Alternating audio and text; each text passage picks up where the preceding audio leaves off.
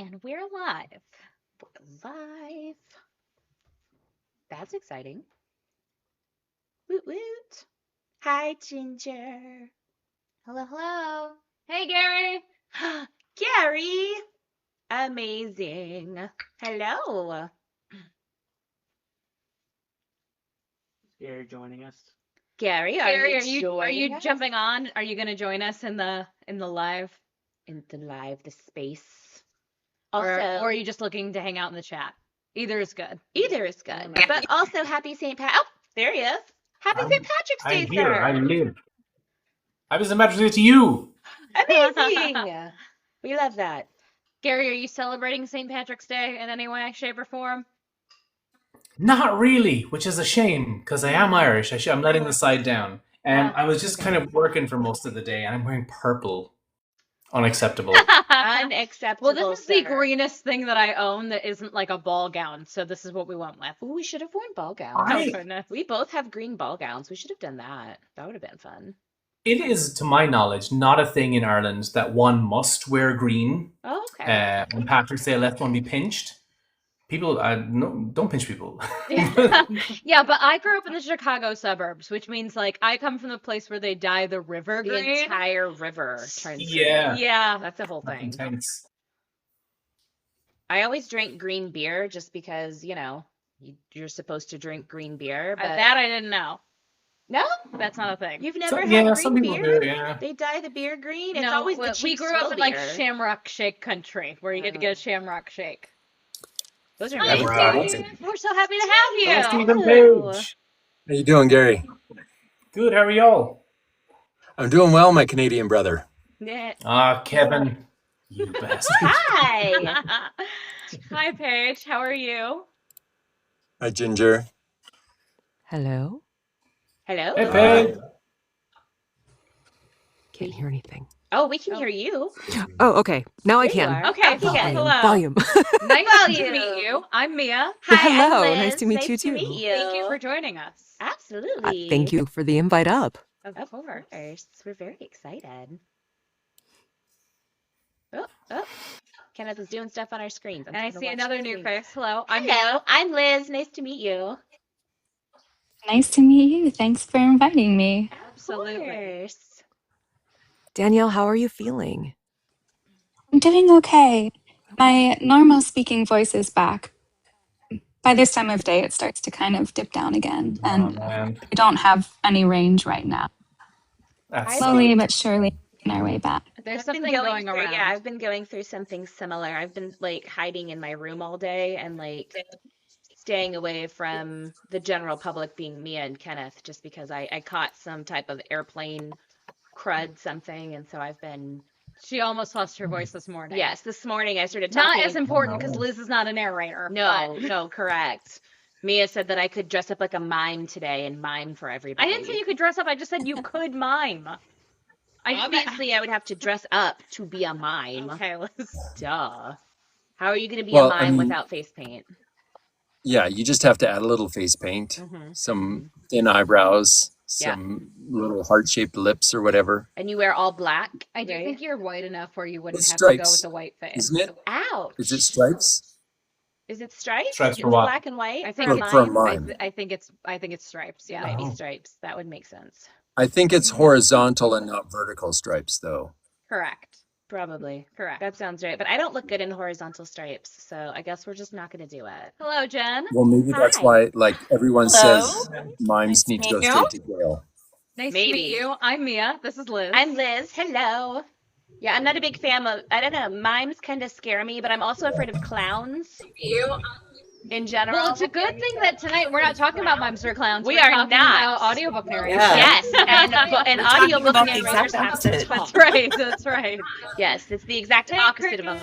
mime. Hello, crickets. I see another new face. Hi, PJ. Hello. Hi, I'm Pages. Oh, very cool. Nice to meet you. I'm Liz. This Don't is tell Mia. people that. No, I don't want to be associated with him. I don't know that guy. I I don't know know. the guy. Secret, No. PJ, sure. Like, your pages is in she owns you, or Yes, like how does that absolutely. work? No, it absolutely owns it, and she doesn't like when people play with her things. So Oh. So no Sir, playing with you. Okay. sir, Alright. we are in public.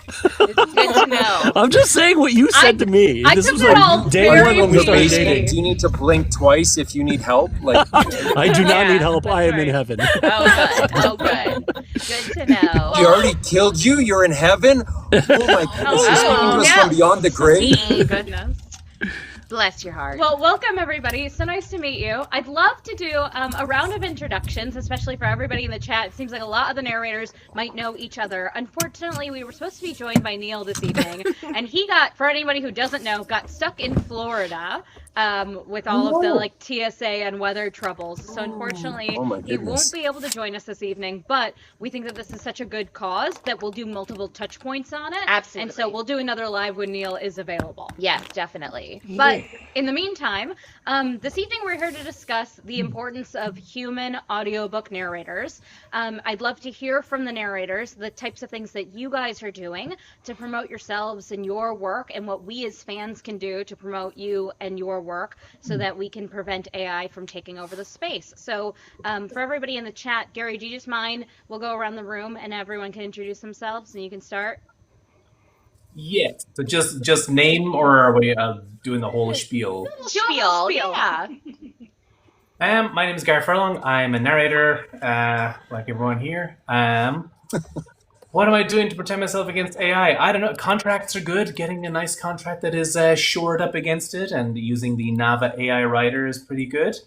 Being very careful about who one accepts auditions from, and making sure that the audio you're sending in is not being just like yoinked to have stuff trained on. So Yeah. just being extra diligent and always trying to improve as an actor as much as I can. Wonderful. That's what I'm doing right now. Mr. Gary Furlong, and then I guess The illustrious Yes. Steve Campbell.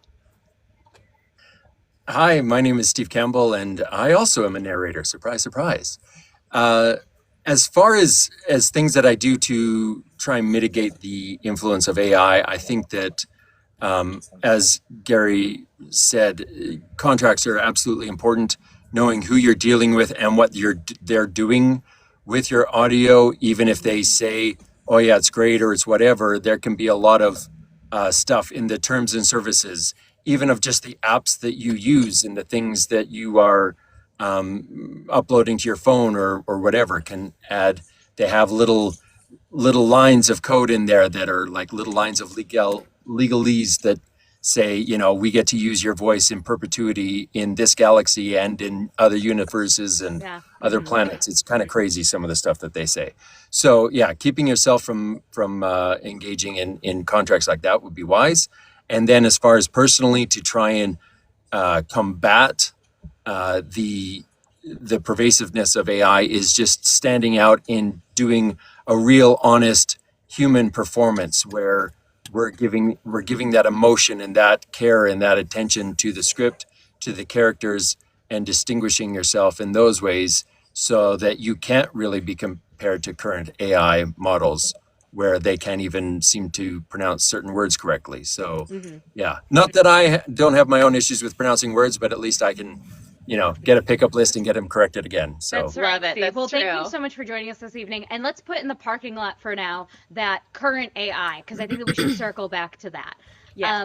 But why don't we go ahead to Jen? Hello, everybody. I'm Jen Aldridge. I am a narrator and am still and was a proofer before that, which is on the production side. And so I see AI in both spaces and trying to crowd in.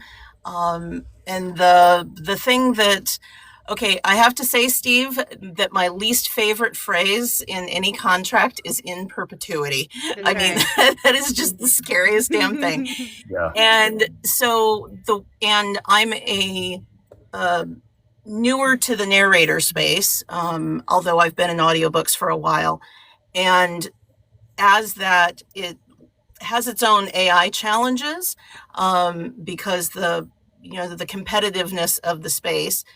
And so the best ways that I know to combat that are when you're talking with authors to, let them know that audiobooks don't have to be prohibitively expensive for them, and also giving a performance that a bot could never give. So, Yes. that's doing the work on accents, on the, focusing on the performance, and so that we sound nothing like a robot would ever sound. Absolutely. Love that. And then if we could move, I guess it's to Danielle. Danielle. Yes. You're on mute. You're on mute. Unless you've lost your voice again. There you are. Okay. I just couldn't find the button for a second. It happens. Yeah, so contracts obviously are very important. And then I really like to know my authors and kind of know ahead of time where they stand on AI. And, I've become decent friends with many of them. And forming those relationships, I feel, is protective in a way. But also, just as Jen said and as Steve said, of giving the best performance that you can. I like to think of it as giving the most human performance as I can. Just really letting emotion shine through. And even your breath is just like such a tool to use that AI doesn't have. Yeah. And so, yeah, just being the best actor that I can be is one of the greatest ways to kind of move away from AI and to make myself stand out. Yeah, that makes a lot of sense. And I think as Absolutely. fans, we appreciate that even when we're not thinking about it at the forefront of our brains, right? Absolutely. Like we can feel that. So And that makes a lot of sense. And we actually had somebody in the comments point out, I think it was Wilkie said, I hate the term narrator. You guys are actors. You guys are all voice actors. And I would agree with that. You're not just reading something, you're acting, and we're living through characters through you and through your voices, which we definitely appreciate. So we absolutely 100% agree. That's wonderful. I believe, is it Paige that's next? C'est moi. Hi, everybody. I'm Paige Reisenfeld. I am a voice actor who does primarily audiobooks. Not only from the artistry standpoint that my colleagues have already mentioned, but from a business and interfacing standpoint. What are things we can do? Well, here we are. AI can't do this. We are interfacing with the readers. We are interfacing with authors. We are able to come on and, with permission, stream live so people can see behind the scenes and what we do and actually how difficult and what an art form it is. We can show up to events as signers. We can help authors market their book. We can be a collaborative partner as well as performer. And I think then that builds community, and they can't take community away. So I think that's very, very important in terms of combating AI in the arts in general. Yeah, Paige, I love that so much. And I think a big part of what we do is try and be a positive part of the book talk community, bringing people together, letting them see the authors and the narrators and the voice actors behind all of these books, and letting you interface with the fans that, like, when you're in your booth all day, you might not have the opportunity to see on a daily basis unless you're traveling to a con, etc. Absolutely. Wonderful. I guess we'll continue with Cricket. Hey, so I'm Cricket, the narrator. I'm a narrator. Wah, blow your mind there. So I'm creative generative AI has always been something that I have taken a very strong stance against since I started narration. And it's just because, like a lot of the people in the comments, it's just when I listen to it, it gives me that like just weird ick feeling. And it's because it lacks the human sounds. It lacks the human emotions. It can make the sounds like the ha ha ha ha, but it's not actually, like, it doesn't sound natural. So for me personally, I do everything like what Paige said. I'm involved in community. I go live to do my narrations. I network. I talk to people. I tell people that AI is not our friend when it comes to creative generation. one of the things that we have in all of my audiobooks that I offer is at the beginning and at the end of the book, it says this book is produced and written by human voices only. And one of the options is because fuck AI. So that's in like 4 or 5 of the audiobooks that I've done so far. And I check all of my contracts. I actually have a writer in all of my contracts that the author can't use my voice, as well as a protection for the author that their book is not going to go anywhere for training as well, because that's just as important. Because we don't want authors' works out there doing generative AI, like teaching AI to learn how to do stuff. They have they already have that fear in them already because their book is being put out in ebooks. Yeah. So, of course. Those are the things that I like to do. Yeah, that makes a lot of sense, Wonderful. Cricket. Thank you for sharing. And then how about Pages? I'm sorry, PJ. Yes. Hi, I'm Pages. I'm coming up on 100 books this year. Awesome. Thank you. And it's been a wonderful journey. I come from the world of acting first. I've been a stage actor. In fact, this job is stopping me from doing my other jobs because there's a lot of good work out there right now for audiobooks. Good. And so I'm missing the stage a little, but this is storytelling just like other forms of acting is. And in that storytelling is a conversation between the author and the narrator or the performer and the audience. And that conversation is a very personal conversation. It means more. If you were to go and open a book right now that you knew was just programmatically created, and you look at that, then you don't make a connection to that book as deeply, because what meant something about that book is that it came from someone with experiences that pulled that out. That's really why I like Brandon Sanderson's book. It's not because the book is great. It's because it came from someone creating art, and they created this world, and that world is so beautiful and so intricate. And the narrator is a part of that process. I think once you take that out, it loses its luster. It loses its art. And on a very technical level, we take the time to tell these stories in a very calculated way. We build those moments of tension, and we massage that out. We know what we want our audience to feel in this moment, and so we try to get them to feel it by preparing for it. That's not really possible. And we did say in current AI, and I don't think that level of art is going to be able to sneak in for a very, very long time, because it just doesn't have experience. And I want to keep coming back to the word, because that's what we bring as narrators, is experience to this. Above and beyond that, we are a face, like Paige said.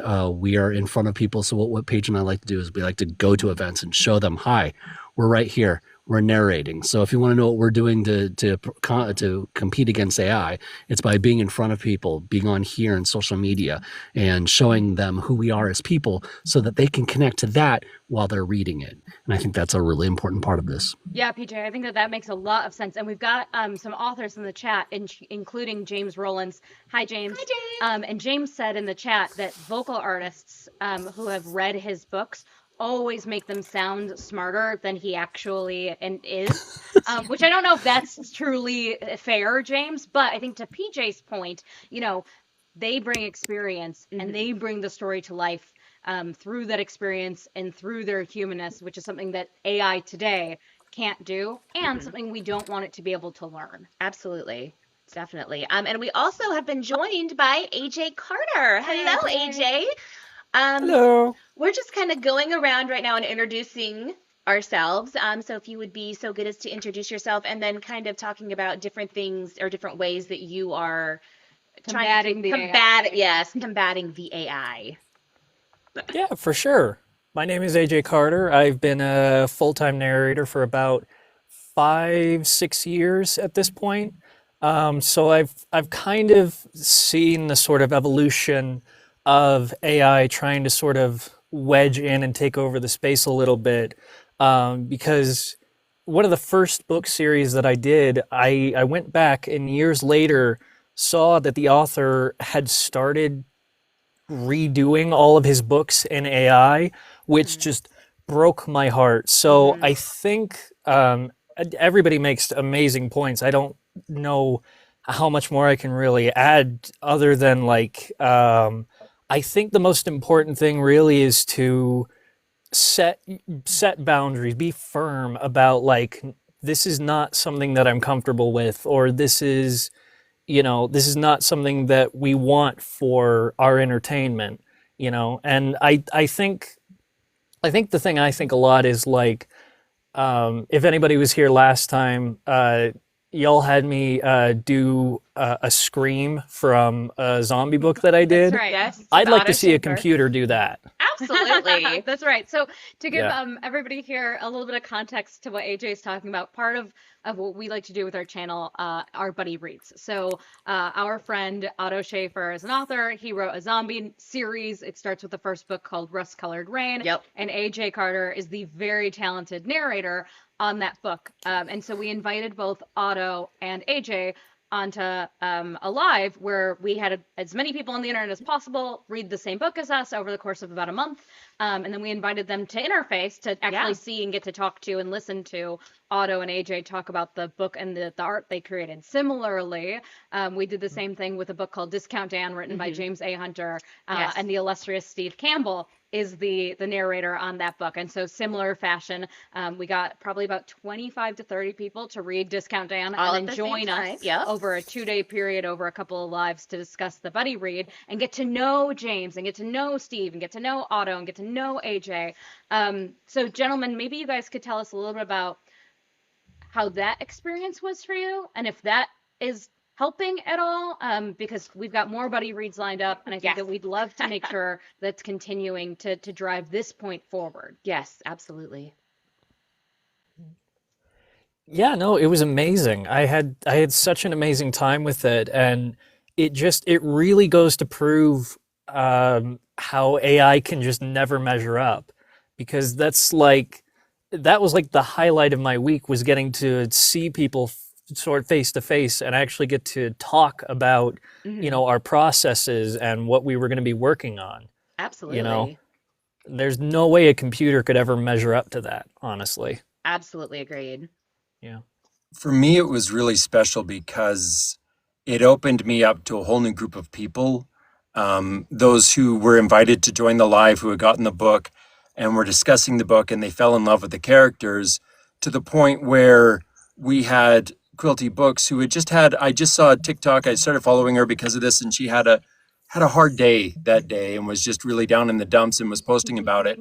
And I just, at that moment, because I knew that she really connected with one of the characters in Discount Dan, grabbed my phone, and as that character just said, "Hey, I appreciate you. I care about you. I hope you're doing really well, and I hope that your day gets better."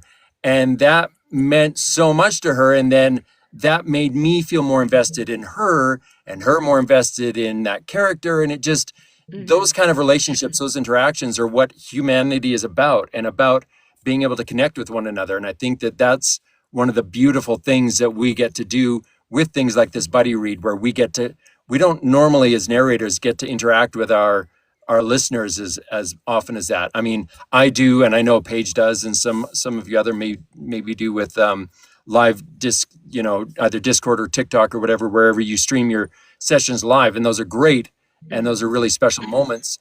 But that's not always the case, and you don't always get to connect with everyone who maybe appreciates your books. And so I think that things like those buddy read conversations really help create a community around not only that book and that author and that scenario or that genre or whatever it is, but it makes it so that everyone feels more connected to these stories, which is what we've always been. We're storytellers, right? As people, as humanity. This is how we pass on information, and how we've always passed on information. Oh, So absolutely. having that there is really incredibly important and beautiful, in my opinion.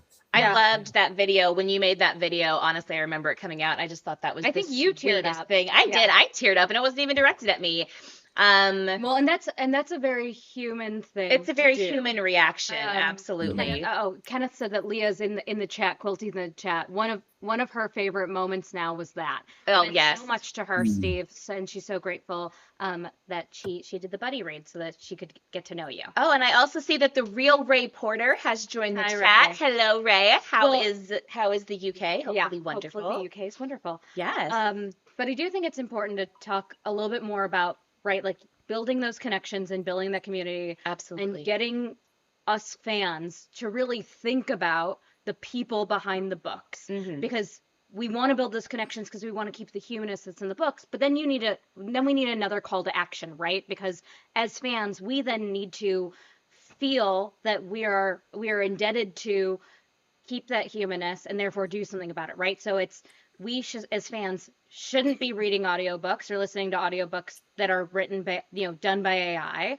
We should be asking our like the platforms. Our platforms like the amazing Sound Booth Theater that will always use humans over AI. And then we should also be, like, to everyone's point, not signing paperwork or signing contracts that give content in perpetuity throughout the universe.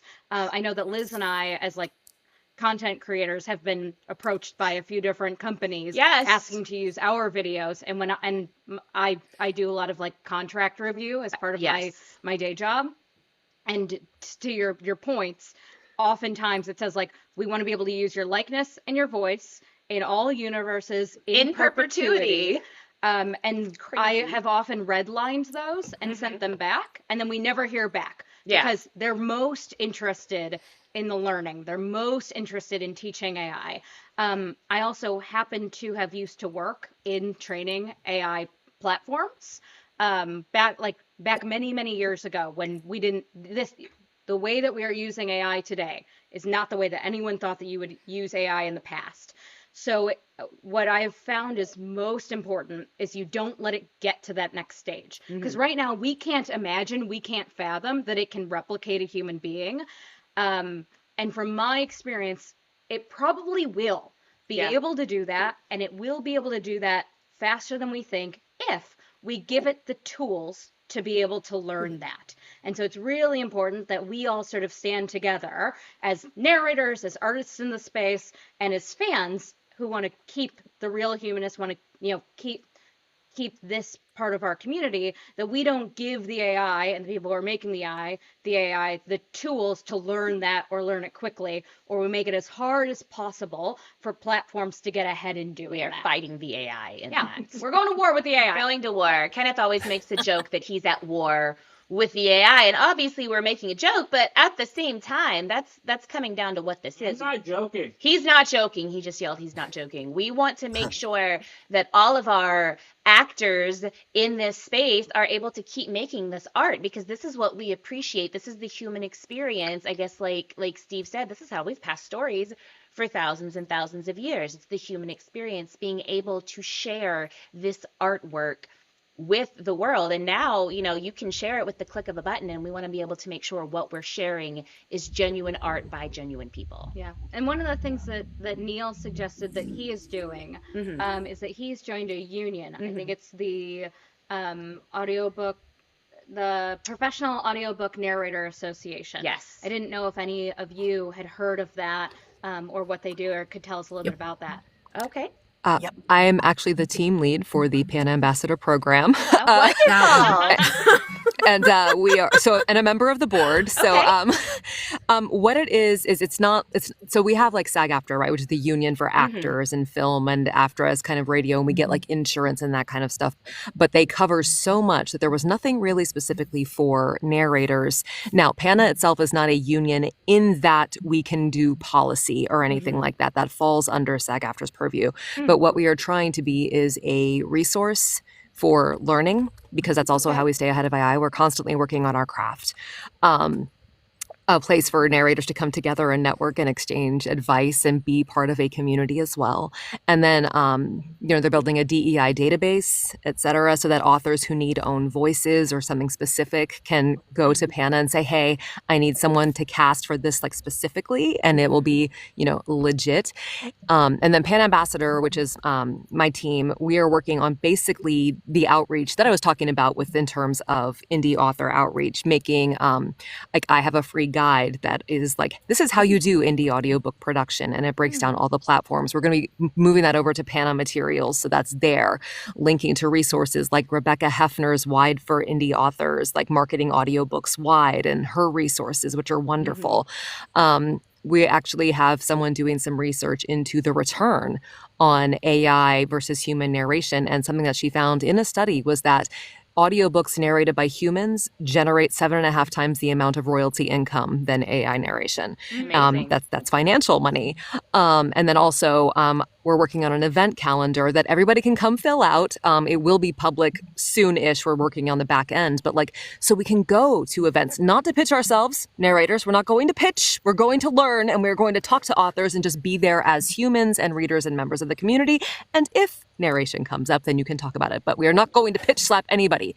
But that's what we're building in terms of being a resource not only for narrators, but also for indie authors to go and maybe find people and work out opportunities maybe off of big platforms like ACX who pay nothing, and finding other opportunities for people to work together where everybody still gets their money's worth and everybody is happy. But so that's what PANA is, Professional Audiobook Narrators Association, and we're constantly ramping up, coming up with new ideas and working on stuff. Sorry for rambling. No, That's we love awesome. it. No, And Paige, thank you for sharing. Yeah. In addition to that, there's another group called NAVA, the National Association for Voice Actors, that works also with PANA and is very heavily involved in the in going to the government agencies and fighting for voice actors' rights with, in terms of these, acts, these blanket laws that they write, and, AI's sprinkled somewhere in the middle of, paragraph 5, subsection Sure. D or It's whatever. the pork barrel spending of it all. And so that organization as well is working to combat that. And I've attended several events there where they've, public hearings and that sort of thing, where they'll show up and they represent, and you've got, 100 voice actors in a room with one guy representing an AI company, and they get really overwhelmed, and it's fabulous to see. Because we're here to fight for our voices. I was going to mention Nava specifically because we were talking about contracts and all the narrators that are out there. If you haven't already downloaded and kept the Nava AI writer, it's extremely useful. In fact, I used it very early on with a major publisher when they came to me, and I looked through their contract that they sent me. I was like, there's no protection against AI here. And I was like, you know what? I'm going to throw this their way and see what happens. And it was early on in the process. They probably have it now, but they took it and they went, yeah, we'll add this on. So always remember, no matter who you're working with, whether it be the top person or the bottom person, protect yourself. And the Nava AI writers are a really good way to do that. So go look that up and download it. Amazing. So another really... Sorry. Sorry.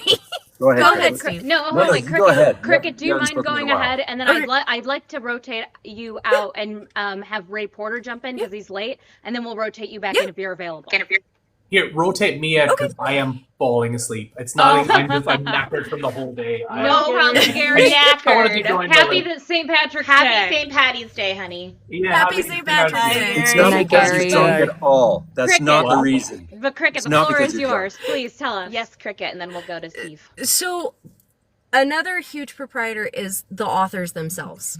So there's one in particular that's down in the chat. His name is Atlas Creed. He is actually fighting actively against AI by creating a brand new audiobook platform called IAX, which is Indie Author Exchange. Okay.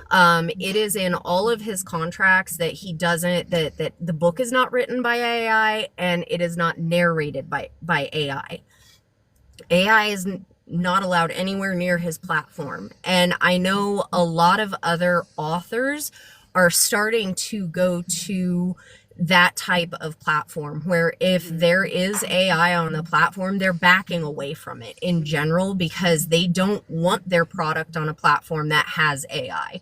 So finding authors that support that type of progress is extremely important in general. Because I mean, for us narrators who still have to go to ACX for our auditions, it's hard sometimes trying to see if that one little snip, it's like, this could or could not be written by AI. Do I audition for it? Oh, yeah. It's not just on ACX. I promise. It's not just on ACX. So and I've built into my contract as well. I'm like, this book is not written by AI. And if you cannot follow through on that contract, then I'm not going to narrate your audiobook. Yeah. I'm not going to put my name out with an AI generated audiobook. Yeah. And I think that what you touched on is it's really important to find partners who are also asking questions, right? So you're partnering with a platform that is curious and asks questions, because even if you like go to an artist who's going to make the cover art for the book, did you use AI? Do you use AI? Right? And it's asking all those questions on every step of the process, because if we're going to fight against AI, we got to do it all as sort of one fell swoop and as one team. Across the board, absolutely, and Steve, not just. You had something to say as well on the subject. Well, I was actually going to touch on something similar to what Cricket was saying with authors specifically. A lot of times, authors are very against AI for their writing and stuff for obvious reasons, but they may not be as aware sometimes that some of the contracts they're using to get audiobooks produced by these companies is actually they're signing the rights away to the audio that the narrator doesn't even see that contract. We don't even know. Yeah. And so this was an issue with Spotify a little while ago, not to throw anybody under the bus, but it was a pretty big, widely known thing that the contracts that they were getting rights holders, authors to sign on getting the audio produced actually had the ability to use that audio for machine learning. Wow. And the narrators never got to see that contract, never got to see that language. And so sometimes, whether you're working directly with an independent author or if you're talking to a boutique narrator or boutique publisher or whoever it is, to just make sure that they're aware that that kind of language can exist on their end, and that they need to be aware that they're looking out for that, because they may not be being concerned with that. They'll see something like, oh, audio, oh yeah, that doesn't matter to me, okay, and then keep moving on, right? So, or they're just so excited to sign a contract that they don't really pay attention to what's being read in there and what they're signing away. Oh God, read your contracts, please. Yeah. Well, and then it sounds like whomever you partner with, you need to make sure that they've done their due diligence as well. Absolutely. Right. I saw that in the chat you said that you recently had a interview with writers on the subject. Would you share? And you can include profanity. Yes, you can include profanity. Thank you. Well, first of all, hello everyone. Hi everybody, and I'm sorry I missed you, Gary. I don't know if you're still around, but would have been nice to hang with you. Cricket, you're in your car, which is impressive. I've been told that's one of the best places to record. Honestly, I have too. I'm here for my daughter's martial arts class. So I love it. Brilliant. As a former karate dad, I commiserate. So Reuters reached out to me about my thoughts on this, and I do have some. I didn't use profanity. One thing that I think people are kind of forgetting about a little bit is every time AI advances in its sort of machine learning or whatever, every time the toaster gets a little bit better at making toast, I've noticed that our discernment increases at the exact same time. People smell AI no matter how good it gets. And I know there's a lot of, it's scary, and people are like, yo, it's only going to get smarter. Well, so are we. Our discernment has been increasing at the same time. People smell it in art, music, writing, all of it, and they are uniformly rejecting it. So initially, I think when AI came out, these tech bros were like, burn the world and make money. Who needs to, just throw it at everything. Let's try. And when people started to reject it, as they are doing, I think we're in this second stage now where it's this desperation of like, no, but it's good. Keep going. Meh, meh. And they're realizing that their whole motivation, I mean, the amount of water that's used for this shit, what it's doing to the environment. I mean, this is classic tech bro burn the fucking world, and it's making me more of a hippie every day. Yeah. We love and the deal is, they're never going to be able to make a machine that is smarter than the human soul. They just aren't. And when you're talking about matters of artistic endeavor, be that writing, narration, animation, voiceover for animation, filmmaking, anything that is in sort of our wheelhouse, it's just not going to happen. It just won't.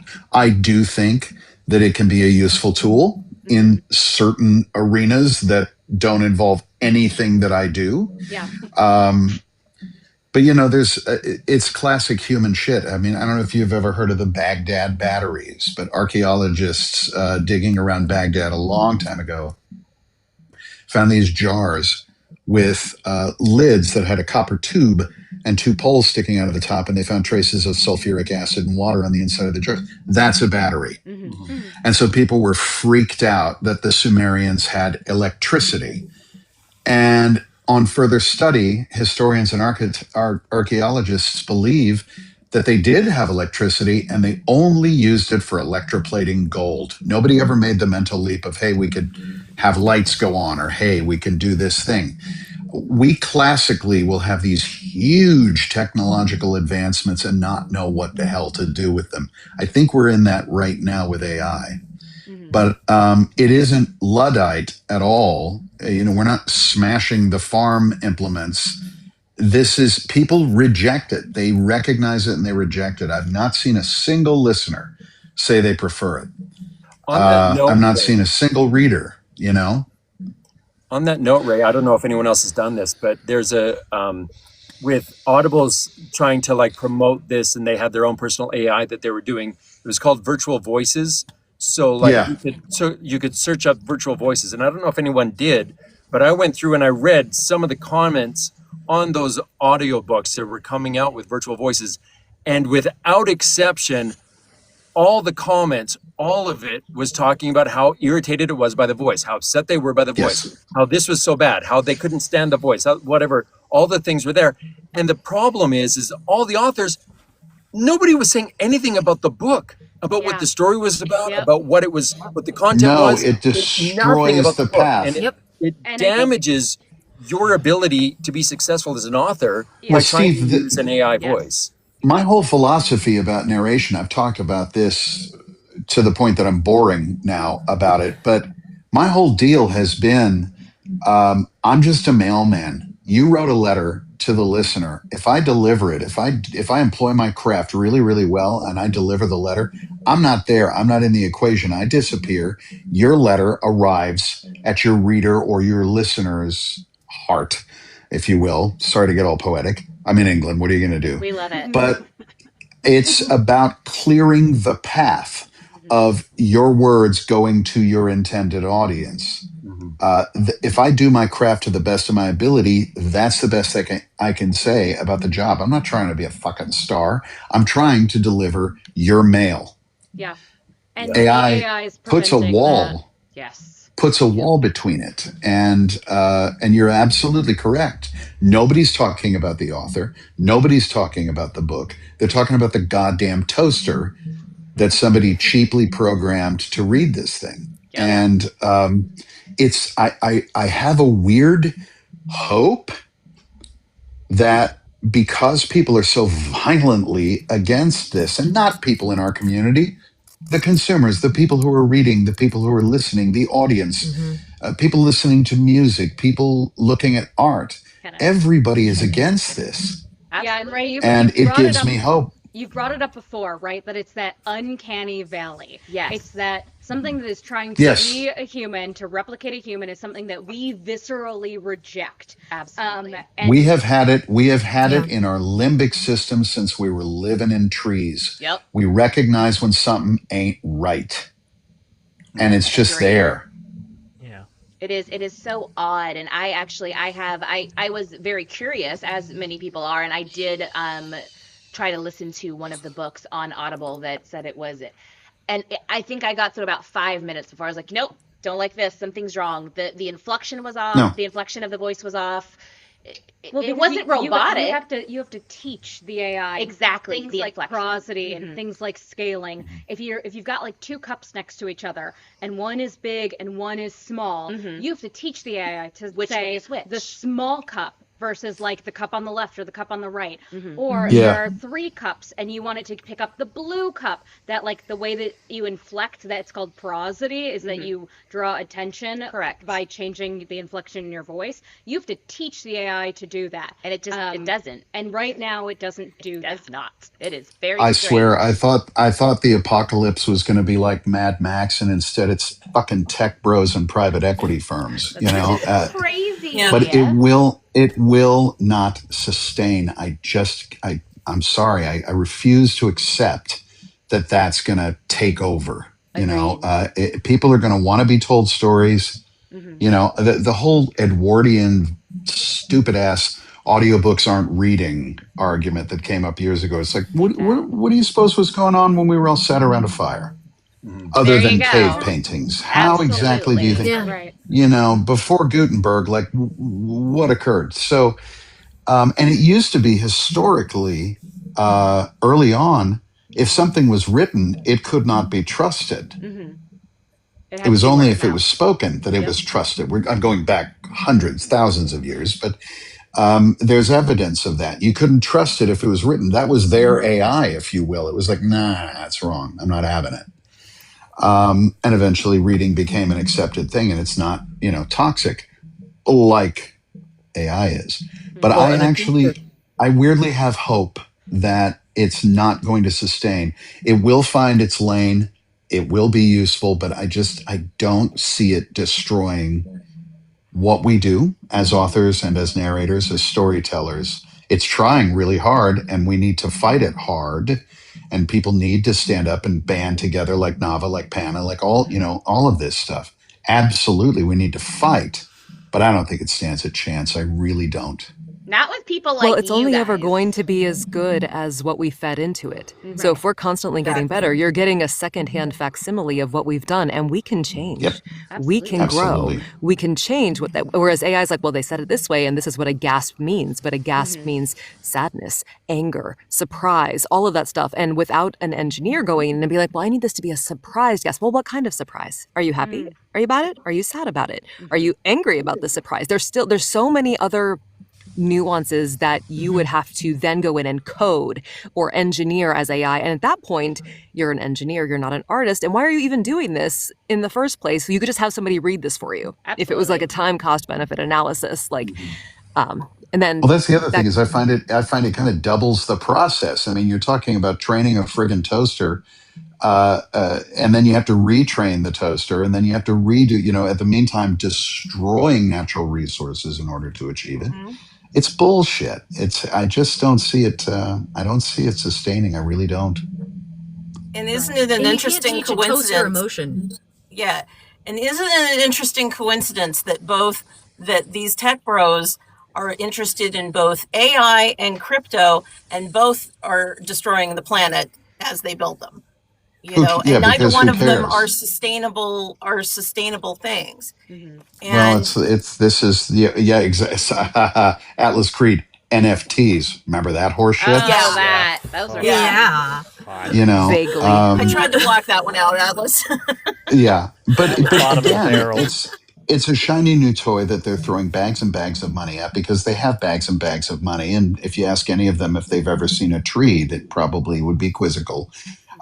It just it's so disconnected and it is so cynical about human nature that I can't believe it's evil. I just think it's completely ignorant of what humanity is. Yeah. And I think you've hit on something there, Ray, especially because I think that we can all agree that a lot of those tech bros, like we might think that they're aliens, right? We confuse them for aliens sometimes because they don't quite fit in, they don't quite get it. I think that's part of the problem, right? They don't quite get what other people are needing, and so they're trying to solve a problem that doesn't exist. Yeah. Yeah. I mean, the whole thing about Elon Musk rolling out some theoretical thing a few years ago about something that would change carbon dioxide into oxygen. And the answer was, you mean trees? Yeah. Plants? Those? You Yes. Yeah. We have but those we're- already. But aliens We're might in not the know age that. of people But plucking off exactly. their eyebrows and drawing them back in. Correct. I just, I did that in it's the just 90s. silly. Did you? I was a little kid, but yes, they had the really thin. Or was You the gotta early try it 2000s, at least the really once. thin. I saw Danielle immediately have a panic attack. It happened, but now I like my eyebrows, and I wish I hadn't plucked them so much. Anyway. Well, and this is why your eyebrows are like AI. I'm just saying. Your eyebrows are like AI. I'm going to put that on a t-shirt and wear that around, It's and gotta be on nobody a else is t-shirt. going to know what it Eyebrows are is. like I don't know, It's the, gonna be incredible. Silence and Battlestar Galactica had pretty good eyebrows. You know what? You're not wrong. They really did. Some of us are eyebrow challenged. My apologies Oh to those who no. are. I am not. Well, Some of us have English and Celt in our bloods, and so right about 50, our eyebrows erupt into the most ridiculous shit you've ever seen in your life that you could do a comb over with. Oh no, are mine? Because for some reason, back in our evolution, that was necessary. That's Maybe it kept hilarious. the rain out. I don't know. Maybe. But Jen, anyway. Mine get that did you bad have if I don't something shave that for you a wanted month. to add that wasn't about Exactly. eyebrows? No, I'm here to talk about eyebrows. Now Fuck it's AI. eyebrows. Jen, Ray, I was talking to Jen. Oh my god. You know why? Because eyebrows are just- so much I- more interesting than I AI. wanted to It's true. I wanted to add that these are things that are the things that are the things that are happening with the tech bros with we as Ray said, this is not only the first form of art, it's also the first form of communication, storytelling. Yes. And as long as there are more of us that want the humans than there are of them, that's where we win. It all goes back to A Bug's Life, right? Yeah. If the ants remember that there are more ants than there are grasshoppers, then we're going to win this thing. And If one stands up, they all stand up. Yeah. Yep. And this has affected me personally this week. As a matter of fact, I went to meet with an author and happened to be nearby where I used to work for my day job. And one of the last things that I did at my day job was I did some voiceover recording for their intercom system. The meeting will be starting in 5 minutes, all of that sort of stuff. And popped in just to say hi to a few coworkers that I liked, so on, to find out that they had replaced me with AI. Right. And I was like, oh, okay, this is now personal. Yeah. This is now personal. And the Yeah, war now has the come war is to on. my doorstep. Why? And this is personal. Well, But why? You'd already done it. That seems like Yeah, they had it. cost. What's the point? Their reasoning on this was that, well, there were additional messages that we needed to do. And I was like, you guys Okay. had my number. You could have called me. call somebody. Available. It's not difficult. And the guy who told me that this had happened, first thing he said was, this was not my decision. Yeah. Because he knew that I would be upset about it. So That makes sense. It's like the But story. yeah, Have you guys it's- heard the story of the London Tube? When the Mind the Gap, there was a man that recorded all of the sayings, the Mind the Gap, and they replaced it with AI, they replaced it with a recorded voice, except for in one station, because In one his station, widow- it's on the Northern Line. Yeah. Yes, his widow actually would go to the station every day to listen, and she could hear her husband's voice, and so they haven't Just replaced to hear the his voice. one Yeah. station just so she could hear his voice, which I thought was Weirdly, adorable and yeah. very sweet. She would do that, and then at one point they went to the pre-recorded London Underground voice at that station, and the lady, mentioned, like, or somebody mentioned, Yeah, she comes here to hear her deceased husband, and they went right, and they went back to the old switched it right recording back. of his voice. Well, That's I'm glad amazing. they went back. That Which actually once surprises me a again, little bit. yeah. Well, and that took Yeah. a human, Yeah. right? That took a That's a human with a human. connection Yep. to make that decision to go back. Which we love. But yeah, Yeah. I I when you think that said I that, it think that when reminded you're me. talking about like a phone system or something like that, Yeah. these people get sold something and they're like, "Ooh, let's try to meh, let's do," Let's and try it's it. like a quick way to like Ooh, save shiny. money and let's try it. Ooh, shiny, exactly Shiny. right. Yep. But I mean, yeah, I mean, visual art. Somebody said junk art's never gonna like make, and I agree. I really do think like AI art is already starting to head in the direction of like county fair spin art, or Yeah.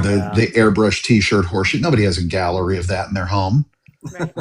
No, but I do have a here's a fanny black pack velvet that says painting of the. Liz. Yeah. Like, See, fanny pack with there a you go. It's sunset. on the side of a thing just to make you spend money. That's right. Ray, Yeah. Exactly. to touch on your comment about how no one trusted written word back in the day, Yeah. what that came about from, if I'm not mistaken, was the fact that they didn't know who wrote it. We couldn't rely on who wrote that. Exactly. Yes. That's So right. that's why they couldn't trust the written word. And I think that that's Exactly. what we're dealing with now, as I'm sure a lot of you have. For me, when I'm going through TikTok or I'm scrolling through Instagram or something like that, I'm like, I stopped being interested in a lot of videos because I'm like, I can't even trust this. I can't trust this news information. I can't trust that this is what's being actually said because it seems like it's just a bunch of AI junk.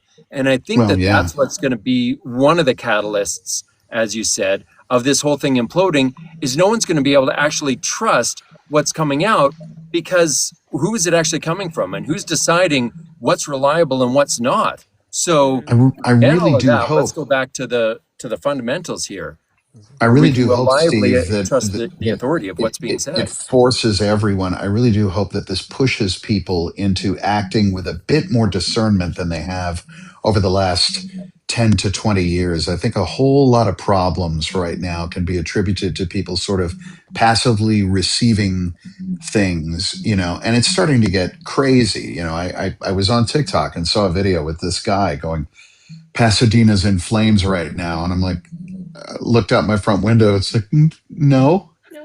But all these people are like, oh my God, I'm sending prayers. It's like, yeah, stop.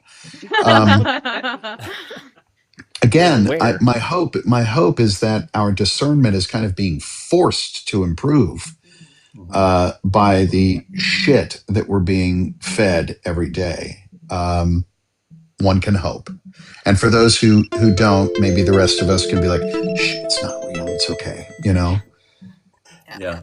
Absolutely. There's something that I wanted to ask you, Ray, about what you talked about with getting out of the way of your narration.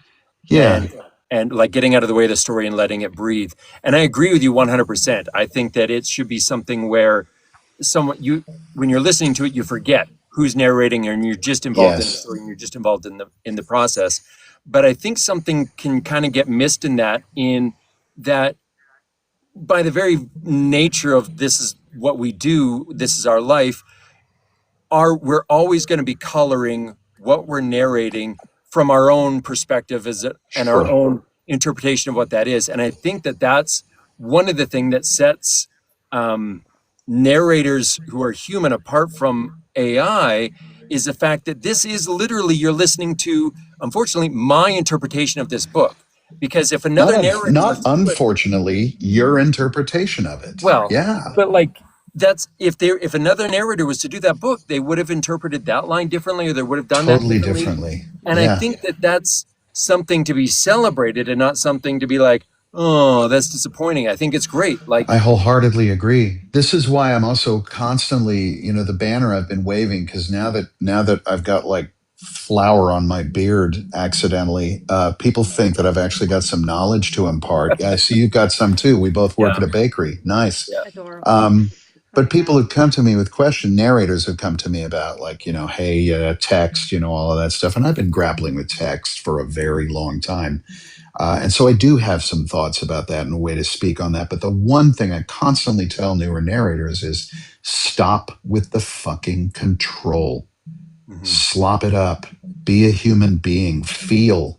Let the text affect you, as opposed to this curated way of delivering. Absolutely. You want to help AI? Talk like that. Yeah. Yeah. Agreed. I think it is a Take the celebration. risk to be a human. Yeah. Any good story is two humans being, right? Why would you remove yourself from that equation because you're afraid you're not going to sound good, or you're afraid you're going to sound sloppy? That fear, that gray area, that scary place is exactly where we should live as narrators. Because if I allow your text to affect me, then that's going to affect the narrator. If I curate it and draw it out according to my own sort of illusion of control, they're not hearing your story. And yes, you're getting my interpretation of it, for better or worse. And that can be a little scary. And I know, every single book I've done, there's probably 10, 20, 50 narrators who could do it better. But I did it this way because this is the way the text affected me. That's inherently human. And And the so author I picks always, well, the author, yeah, or I was lucky enough to get, the email saying, "Hey, are you available?" you. Also that. But no, the Also author nice. picked you, Ray. Right, but in a perfect world, You are right? the closest interpretation to their real one. Come on. Correct. And it goes into what Paige was saying, by the way, about what kind of gasp do you want? It's that AI really lacks the intent or like the choice between like, well, what kind of gasp do you want? Yeah. Where it's like it doesn't have that, like you said, Ray, the fear of like, oh, what's the next decision that I'm going to make? AI, Right. it already thinks it knows, so it's not going to be exciting. Right. And it's that gray area where the magic happens. I actually had a narrator come up to me at the PRH Christmas party. He was staring at me for a long time. I didn't know what was up. And then he came over and he's like, "I've studied you." And I was like, "Well, that's a terrible waste of time." And then he said, you ignore periods and punctuation sometimes, or you pause where there isn't one. You just pause in the middle of a sentence. Why do you do that? And I said, honestly, it's what the book wanted. It's what the book told me to do. I ran out of air. Or I ran out of air. I wasn't born guidelines. exactly. I got too wasn't excited born in with this sentence. gills, and I I had had to to take a stop. breath. But that's the other I hear narrators talk about all the time. Like, what do you do about breathing? You fucking breathe. You're a mammal. Right. It's like, but again, it's if you really, every book has a voice, and if you listen to what the book is saying, it becomes very simple to narrate it. But it also becomes very human Yeah. when you do that. Well, and Ray, and you said it's what the book asked of me, right? And if you think about like some classics, and I really like to go back to like Moby Dick by Herman Melville. Yes. The way that he writes is actually really short and choppy with very like small punctuation after every one or two words when the water is choppy. And if you are reading it out loud and you're doing the thing, right, it feels choppy.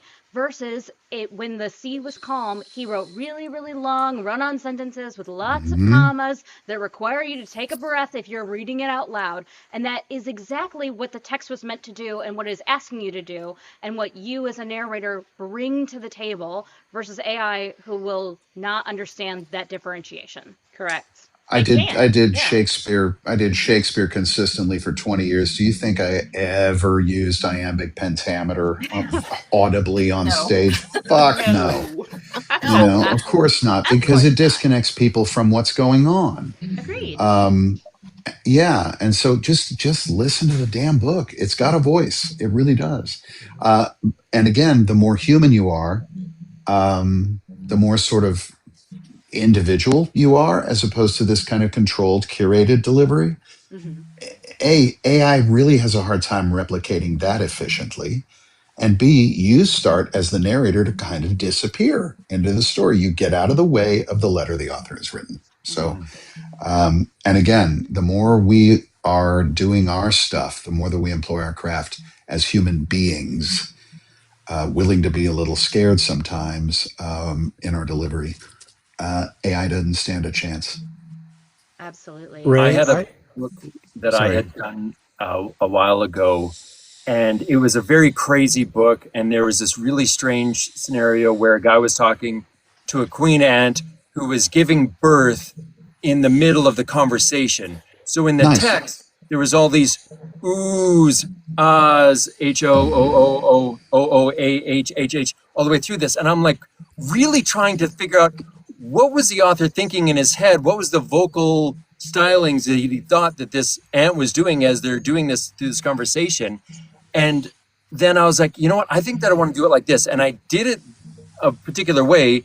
And then the author came back to me and said, what you did with that conversation with the ant was totally different than what I had in my mind. That was completely different than what I thought.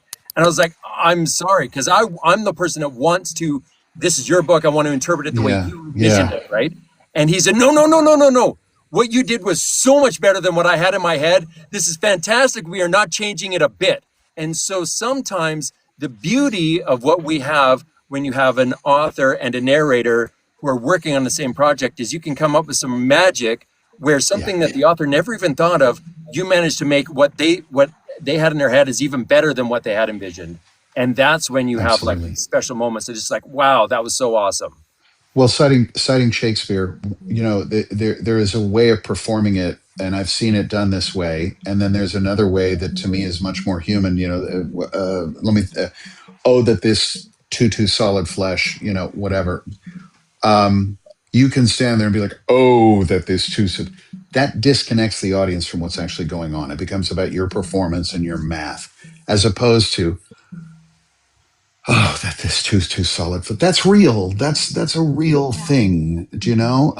And we are called upon to play these characters in the books that we do, and we should play and we should do those and make those choices unafraid.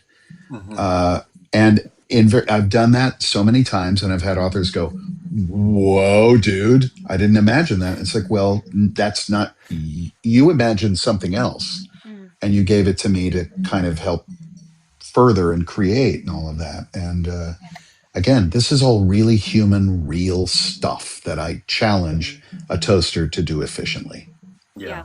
And I'm pontificating a lot, and I'm going to shut up now. Well, Ray, I love the pontification so much. I do think that is a good place for us to take any final thoughts from anybody as we come up on the hour, as we are going to promote a book and a real life narrator in our next hour, Stumbling Up. So Jen and Paige, PJ, Danielle, so nice to meet you. Do you guys have any final thoughts on the subject? And when I say final thoughts, we're probably going to try and regroup again next week because this is such an important topic when Neil can join us. But any final thoughts to leave us with tonight? Tag your narrators if you like them. If you're doing a book review, mention them. We love it. Mention. If you hate them, don't do that. But if you like them, that's right. You know, if you enjoyed it, give them a shout out. If there's a man and a woman, also mention the woman. Please, Kay, thanks. Yes. And buy direct from authors if you can, because that also supports the authors, but it also supports us, because the more they can get without, you know, big corporations taking the majority of their money, the more they can put their books into audio, and you don't have the, oh, well, I can't afford it anymore. So a book for a credit on audio on Audible gives an author about $2.19. A book for the same price, $14.95 direct from somebody, gives them $13. Amazing. That's a very good So- point. Thank you. Put the narrator's name on the audiobook covers. Put the narrator's names on the audiobook covers.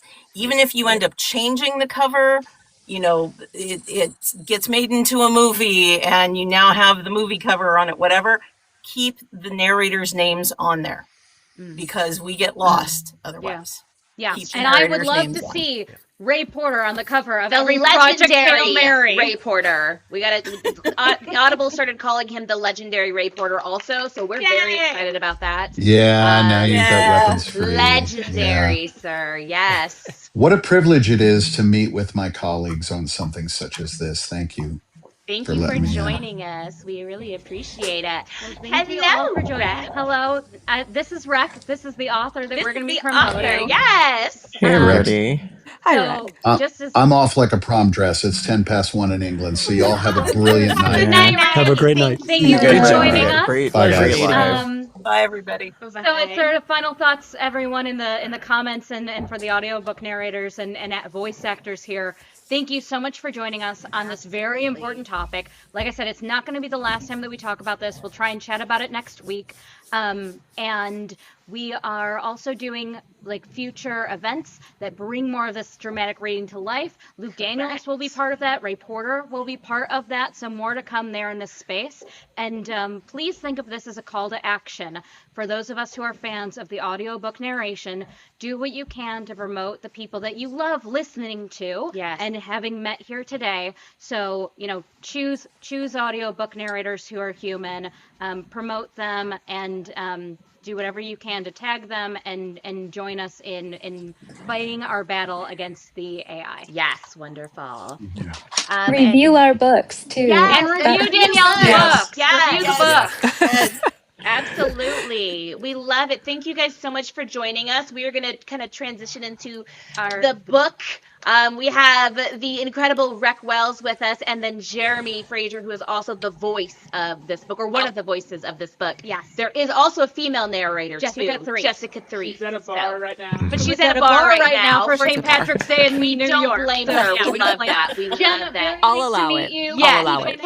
Nice to meet you. Thank you for having me. Thank you for having us Yeah. on. so Thank much you for so coming. much. Bye-bye Thank now. you guys, We'll by see you the way. again soon.